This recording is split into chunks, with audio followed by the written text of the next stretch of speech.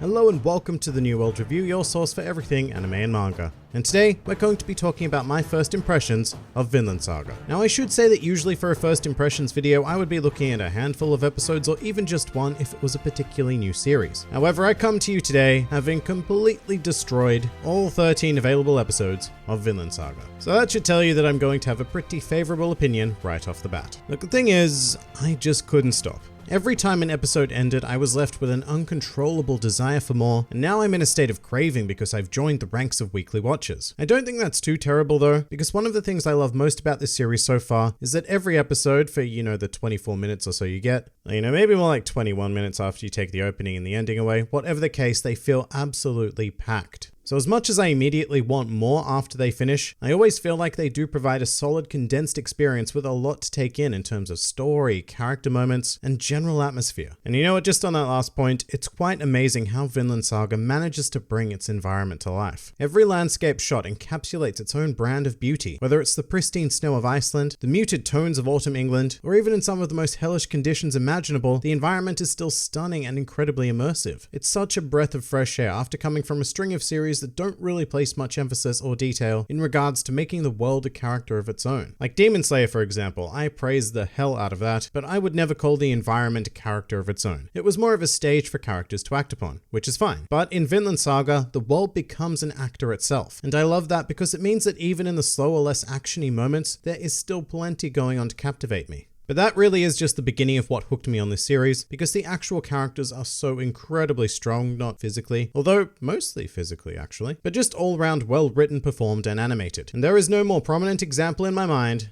than Askeladd. And I'm just so confused about how to feel in regards to his existence in general. On the one hand, I find him to be probably the most intriguing character in the entire series. Every time he's on screen, I do find myself paying that little bit of extra attention because he has a certain charm about him that I find quite difficult to describe, honestly. Like, I know that he is a horrible person who has committed numerous disgusting acts right in front of my face for the most part, but at the same time, I can't help but root for him in almost any given situation. The one exception to this being when he fought off against Thor, but everything after that, I've always found myself in a position where I want to see this man progress. I want to know what he's thinking and view his plans come to fruition, because he's a great thinker, and that leads me to believe that the story is far more interesting with him than without him. And that makes situations like his duels against Thorfinn very conflicting for me, because I do also want to see Thorfinn keep getting closer and closer and eventually take revenge if possible, but I also want Askeladd to continue being a prominent presence of Vinland Saga. So for those scenes, especially the latest duel, they do carry some nice tension as a result. Plus, he's just so damn mysterious. I love that I can never predict what he's going to do, because as soon as I feel like I'm comfortable with the character, he just goes and,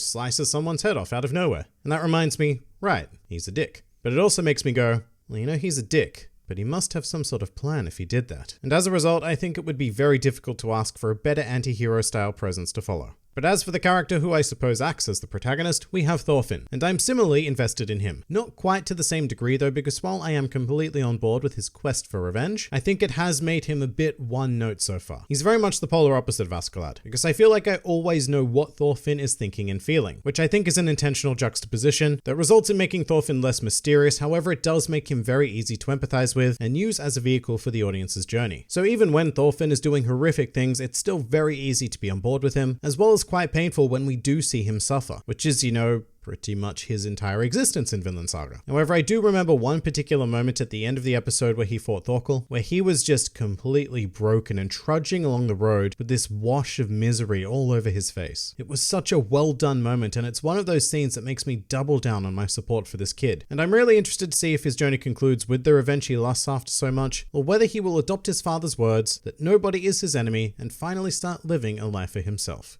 Speaking of his father though, Thors was quite the character. Even if you discount the opening, which made his future death pretty clear, he was death flagged quite heavily because you soon enough realize that nobody this good can survive in a world like this. I did really like the idea that one day on the battlefield he just started feeling empty and decided, you know what?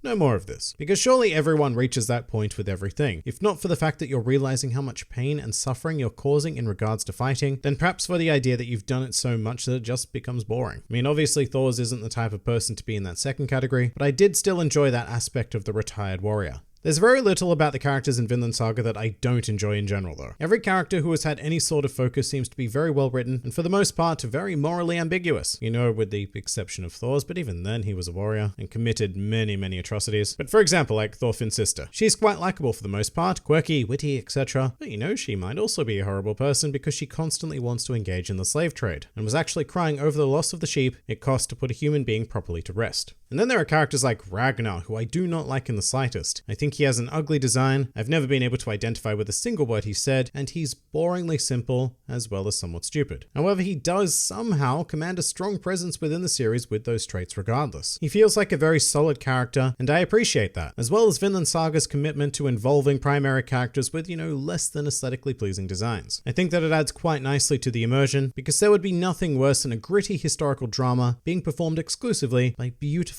and sleek looking characters. Which, to be fair, there are still quite a lot of. But actually, just on that, another thing I like about Thorfinn is that despite being the wide-eyed typical boy, he did not evolve into a classic anime handsome protagonist. He's actually, for all intents and purposes, quite regular looking. Not necessarily ugly, but in no way a standout anything. And there are probably some people out there who will disagree at great length about that, which is fine. But I quite like that Vinland Saga has embraced a more realistic view of the world and its residents. In fact, in general, the series has quite an intriguing, brutal charm about it. But at the same time, it feels quite nicely balanced with action, drama, and even the odd bit of comedy. Like, the brutality isn't overwhelming to the point where it becomes an exercise in depression to simply watch an episode. However, there is just enough of it to remind us of the stakes of the world without going overboard into any sort of realm of misery porn, which I find is often a danger in this kind of series. And something else that deserves mention is the music, of course. It is a character in the series as much as the landscapes, and is a key factor in shaping the experience of the viewer. I also really love the opening and the ending, the first opening and ending that is. We've recently gotten a new set and look, I don't hate them. It's just going to take some time to let them sink in, because I've started to associate that first opening especially with this world, so having something new come in will always take some adjusting.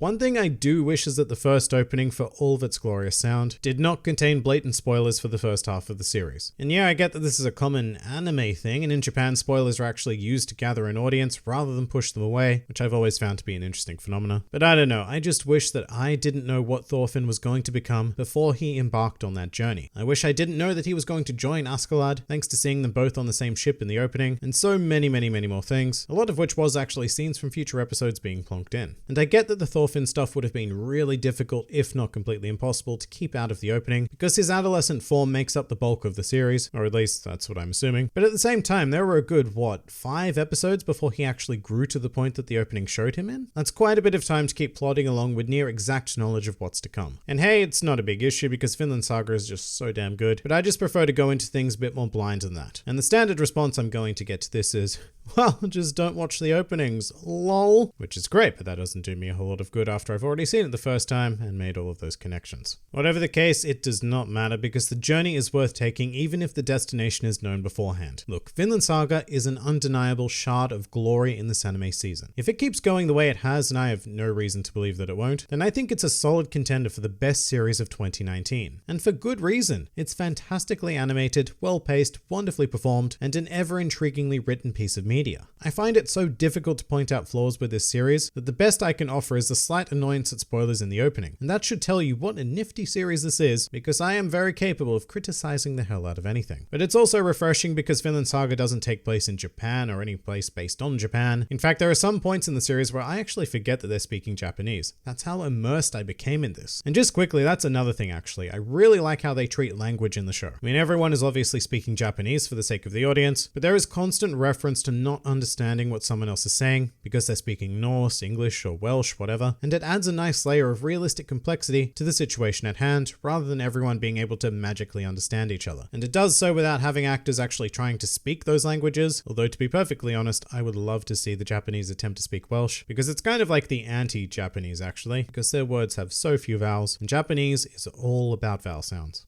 But finally, the thing that sold me most initially on Vinland Saga is that it began in Iceland. So it activated all kinds of nostalgia for me because Iceland is one of the most beautiful countries I've ever been to. Expensive as hell, but it's like stepping into another world entirely. And I think that the anime really captured that magical aspect of Iceland quite nicely. And by the way, if you're ever keen for a magical story about Iceland, then look up that one time that one of their construction companies was forced to unearth an elf rock because elves started causing a series of mishaps with their machinery. And no, I am not joking. Elves are a very established presence in Iceland. But to bring this back around, I love Vinland Saga. Great series so far, and I look forward to tuning in for the next 11 or so weeks to see it continue. But that pretty much does it for my first impressions of Vinland Saga. If you enjoyed this video and the content this channel produces in general, then please do consider donating to the New World Review Patreon, because the support of all of you amazing people is what continues to make this channel possible. And if Patreon isn't quite your style, then please do leave this video a like, share, or subscribe, because it also helps support this channel an incredible amount. And if you'd like to join the fun at any time, then please do head over to my Discord server, where a wide array of shenaniganry takes place on a daily basis. And finally, please do comment with your thoughts on Vinland Saga. This has been the New World Review, and I'll see you next time.